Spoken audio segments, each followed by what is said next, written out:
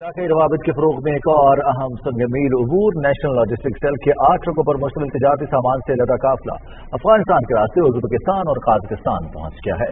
International road transport کے نظام سے ٹرانزٹ کے وقت میں 70% کی نمایاں کمی واقع ہوئی ہے۔ تفصیل بتا رہے ہیں ارشد خان۔